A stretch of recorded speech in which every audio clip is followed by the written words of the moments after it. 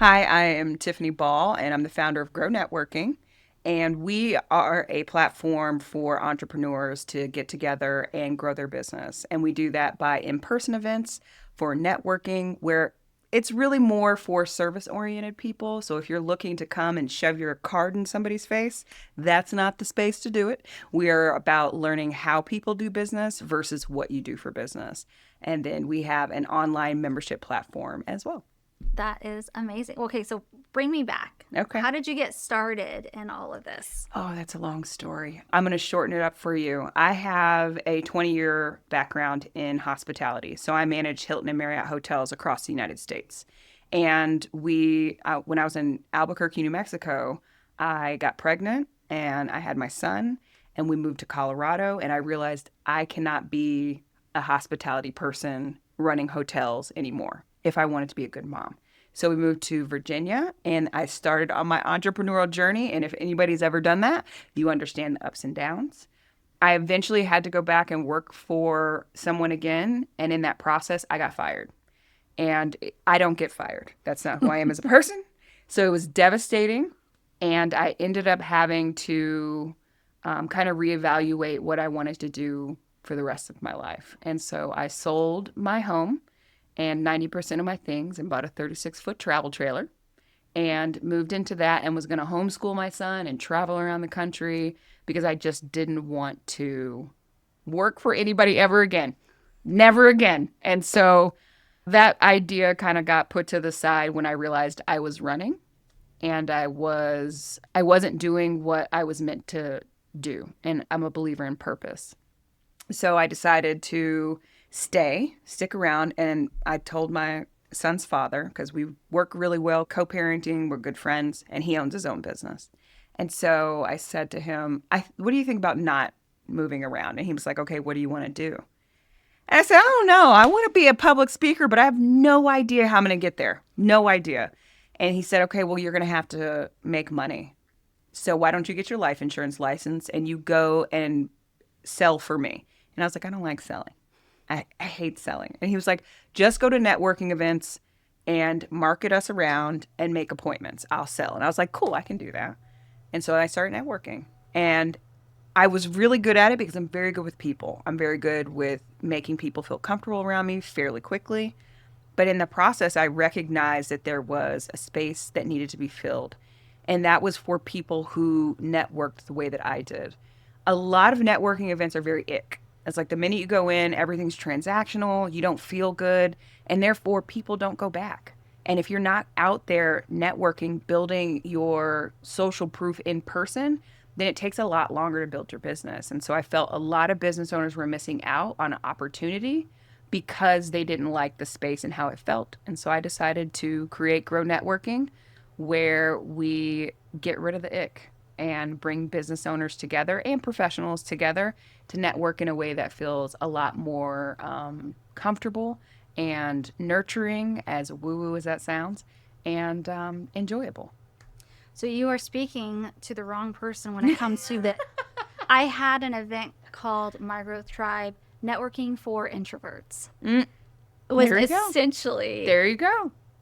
back in the day, essentially because I believed in all of that stuff. The Mm-hmm. woo woo, it needs to feel good. 'Cause Yes, otherwise, it becomes a chore. exactly. And then you don't want to do it. And if you're not doing all the things to help your business grow, you're probably not going to be successful because the success rate in entrepreneurship is fairly low. People give up really quickly. And so why not really put it, and one of the reasons is because I met so many business owners that I just wanted to help. It was like, you seem like a good person. What do you do? And they would explain. I'm like, okay, I don't know anything about foot massages, but let me figure out how I can help you. And so it's creating a passion or diving into my passion for helping others and being of service and growing a business and never working for anybody again. You're Never working. Oh traumatized. my God, never again. Yeah. So you said that networking should feel authentic and inclusive. What does that look like in practice at Grow? That's a really good question. So, in practice, it's a lot of designing questions and taking the thought process off of their hands and out of their hands when you come in. So you know that the first part of it's free range, so you can talk to whoever you want to. And the environment's very comfortable. You have me and people like me who are around talking and, laughing and connecting people and making you feel comfortable. If you're that introvert standing off in the corner, right, looking at By everybody. the snack bar. Exactly, because there's always food, girl. You got to have food. We bring you in and talk to you. And then the second part of it is intentional networking. So I design games, I design icebreakers, and I am the one that brings the questions and the theme to the event. And so each question is designed for you to get vulnerable. And not in the way we're not talking about, traumas that happened to you when you were a child, but we're talking about maybe the struggles that you're going through as an entrepreneur, maybe the things that have helped you get through those hard things, or maybe some questions you might have about marketing or whatever it may be. It is an opportunity for you not just to say, oh, I'm this person and this is what I do for a living. It's an opportunity for you to connect genuinely with somebody, because when you do that and you're vulnerable, it's an opportunity for people to like you, to become likable. And what happens when you're likable is people remember you. And when they remember you, you're out there in those spaces where you're not. And so they can talk about you because they want you to succeed. And that's the type of networking that I want. Not, oh, I got this guy's business card. I don't know, he might be good. He's a plumber. And here you go. Scan it into the CRM. Exactly. And then now I have this list of plumbers versus, hey, I have this guy named Jose who I really love. He's a great person. He's service oriented. He's great in his community. And he's going to pick up the phone when you call him. Yeah. So that is the type of networking that I'm trying to nurture out there with Grow. That's beautiful.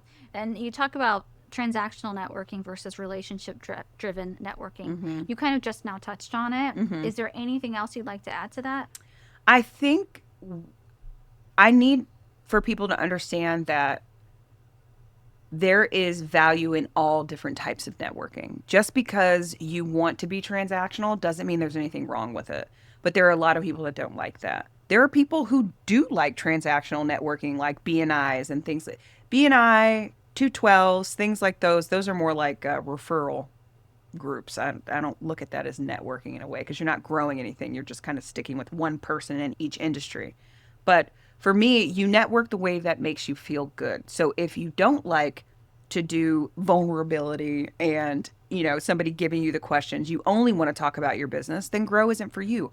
But it's okay. Like, find what fits, because the end goal is that you're out there building a network of people that will help you grow your business. You just seem like somebody fun that I would want to know. Like, I would want you as my wing person. You know what I mean? Like, I am a really good wing person, but I think I learned it at not a very early age. I'm lying. I learned when I was 33 years old that there's a power in being honest about the mess and who you are as a person. And I got the opportunity to take a mask off, after what I'm talking about is I'm sober. So I got sober 10 years ago.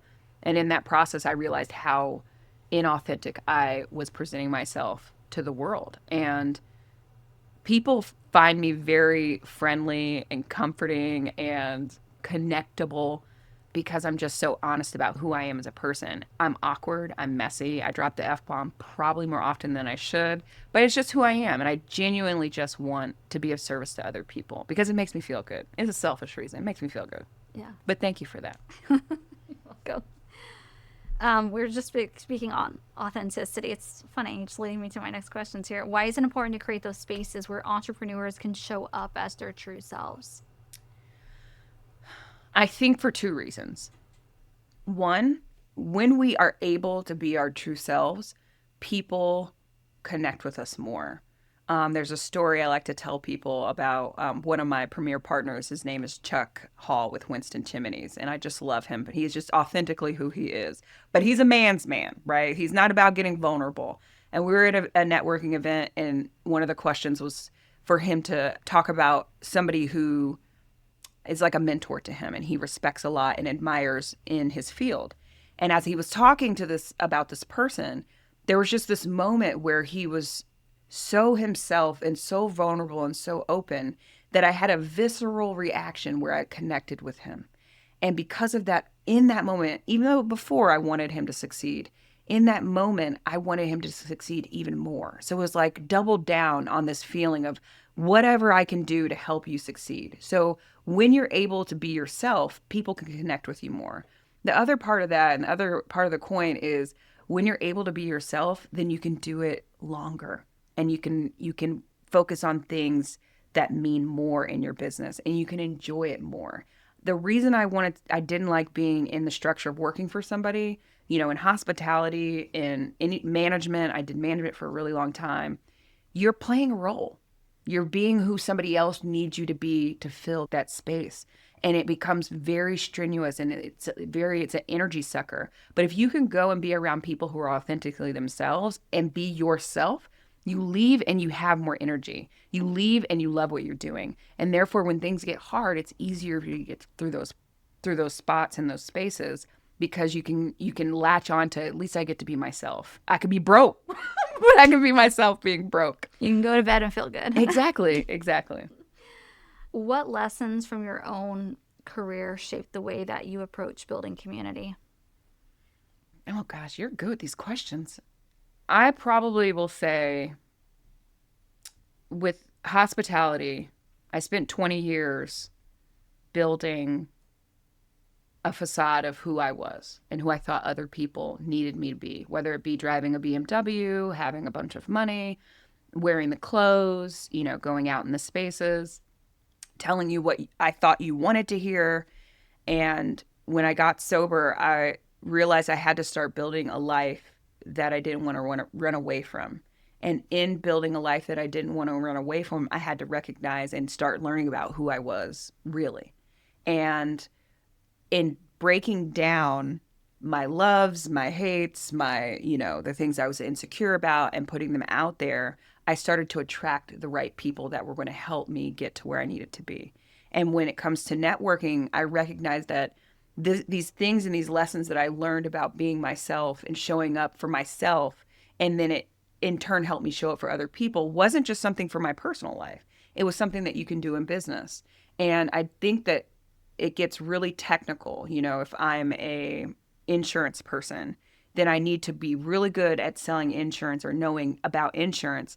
When at the end of the day, if I meet you and you sell insurance and you start talking insurance to me, I don't want to keep talking to you. I don't have any connection with that. It's for you to know about insurance. I'm glad you know about it.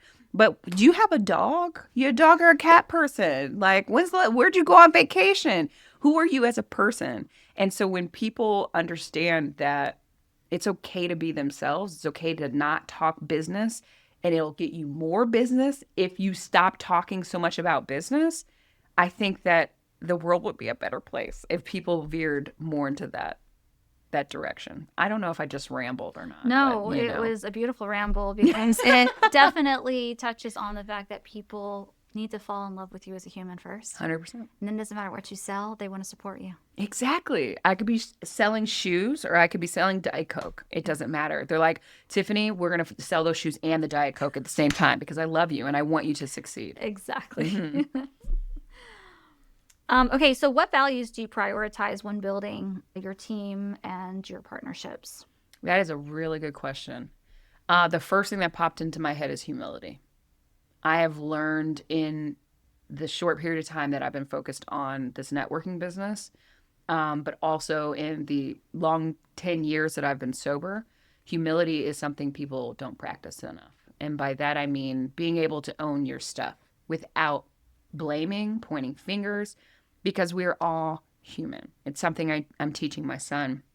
It's a huge thing I'm teaching my son is how to just be okay with getting things wrong. Admit that you're wrong, and then let's move on. Let's talk about it, and let's move on. And I find that there's a huge value in finding individuals who are okay with being wrong and who can admit when they're wrong in a humble way, who can apologize, who can own their side of the street. And I think that goes hand in hand with another characteristic is kindness. Like the kindness is so lacking in the world. Not nice. I don't like nice. I'm not nice. I'm very kind because being honest with people is kind. Being humble is kind. Being generous is kind.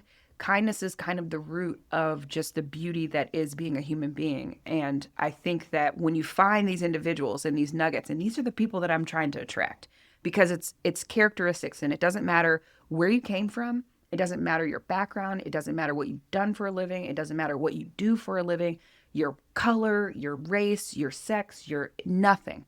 Kindness and these characteristics are the foundation of the people who I want to be around and the people who I want to support. So that I'm always looking for characteristics versus, what you do or what you've done for a living. Now, you said you're kind but not nice. Correct. I think I know where you're going with that, but can you just clarify? Absolutely. Nice I find to be manipulative. I'm going to be nice because there's something I either want from you or something I don't want to do, whether it be say no to you, whether it be set a boundary. Nice is a people-pleasing trait. Kindness is not. Kindness is just an act and it's a characteristic of how you want to show up for other people in the world. I was nice for a very long time. But I'm not nice anymore. Yeah, I'm kind, but not nice. Yeah, exactly. I'm a recovering people pleaser, girl. You offer business spotlights and premier partner opportunities. How do these features help members grow their brand in meaningful ways? And I know we haven't touched on the membership platform. I'm going to ask you about that here in a second. But can you tell me a little bit about the spotlights and the premier partnerships? So one of the things that I think is very valuable when it comes to entrepreneurship or professionals who are trying to have a reach is exposure. And a lot of people don't know how to get exposure, whether it be being in a networking event and there be 30 people. How do you talk to all those 30 people in that time? Or it be social media. Girl, everybody in this algorithm and Instagram, Facebook, LinkedIn, it's confusing. And so what we do with platforms or premier partners and spotlights is we platform business owners in front of an audience. And it's an active audience. It's a business owners and people who are looking either to be a client or looking to show and connect you and know how to do the networking thing, which is connection. And so what we do is offer. It's not just about exposure. It's about connecting. It's about giving you warm connects with people and teaching you. I also do a little bit of coaching. I don't tell a lot of people this, but you just did. I did, and I'm about to tell. And the only reason is because I don't like the word coach. I have my PTSD with doing that in the past.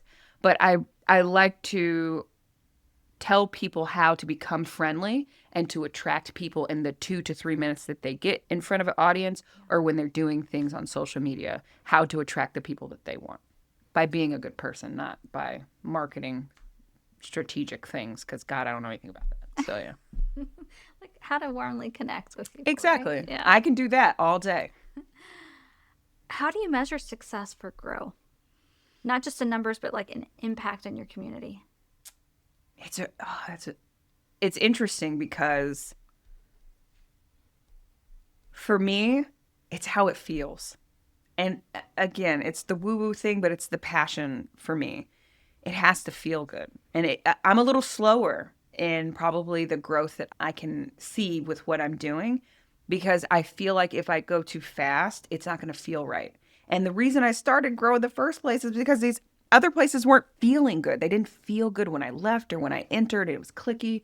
And the way that I measure it is we just had an event last week in Manassas at the Art Factory. It's one of the venues that we have, and I love the space. And it was just like the perfect event. And afterwards, so many people were like, you're on to something here, Tiffany. You have traction. I love this. This feels good. I'll be back. When's your next one? It's just on the word of mouth and what people are doing. And it's slower, right? Because it's organic. But I need it to feel good because as soon as I lose that, I lose the reason I started it. Yeah, I love that. What advice would you give to entrepreneurs who feel hesitant or uncomfortable about networking? Do it anyway. Because when it comes to owning a business, when it comes to growing a business or starting your entrepreneurial journey, whether it be side hustle or whatever, you are entering in a space where you don't know what you're doing. Mm-hmm. None of us know what we're doing.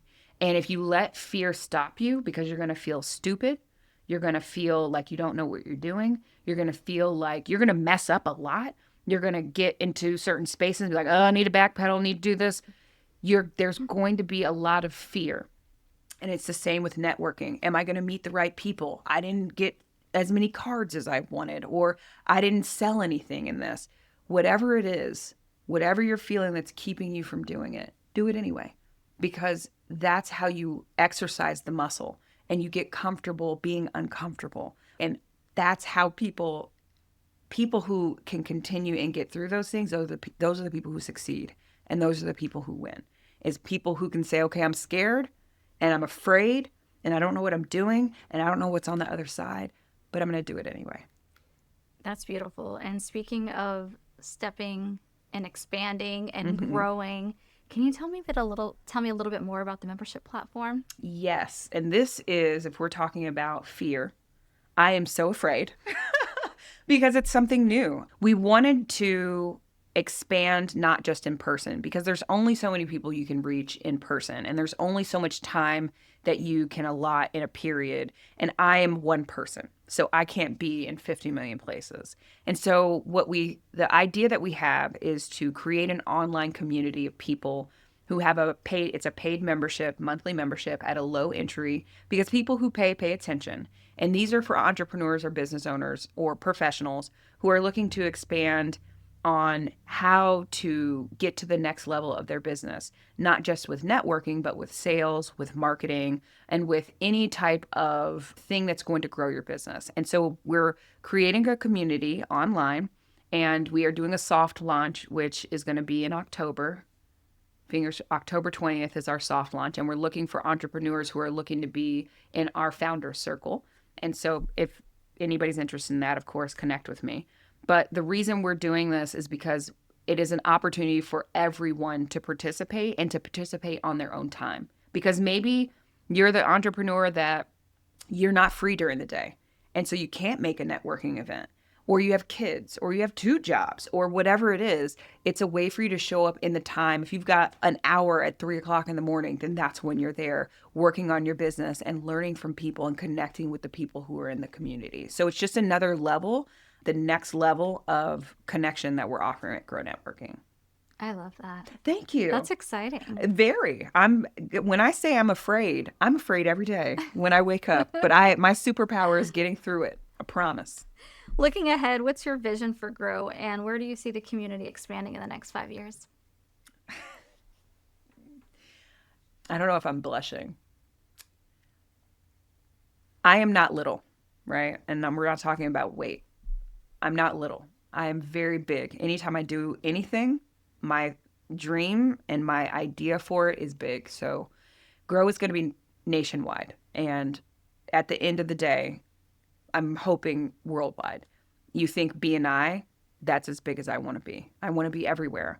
And it's not because I want millions. I do want to make a lot of money, but it's mostly because I want to help people. The economy and society is shifting, right? Especially here in the United States, we're shifting. And people are not as secure in their 9-to-5s anymore, and what that means for their family, what that means for just their livelihood and their happiness. And so people are shifting into entrepreneurship. And if I can be a stepping stone for those people to make the transition easier, more comfortable, and more joyful, and more connected and fulfilled, then that's what I want to do. And it's a big dream, girl. In 5 years, it's a big dream. I'm hoping, we're not going to hope. We are just going to do. In the next 5 years, we're going to be nationwide, and we're going to be in cities that want to bring us there with events as well as the online platform. But that is that's the plan. I love that. Cross your fingers. I love that. I love that. Is there anything else that you would like to share before we wrap things up that I haven't asked you about? One more thing, I think. It does not take anything, much of anything. It doesn't take any money to be kind and be of service and to do for other people first. And the reason I started this whole idea was because I am of the belief that the more that you do for others and the more you show up for others, the more the universe, God, whatever you want to call it, shows up for you. And so if I leave today with anything, with giving any type of advice, it is, don't forget that the more that you give, the more you receive in return. That's all that I have left. Thank you so much for being on this podcast. I cannot wait to see where Grow goes. It's my pleasure. That's so exciting. Thank you. Thank you for having me, legitimately. I really enjoyed it.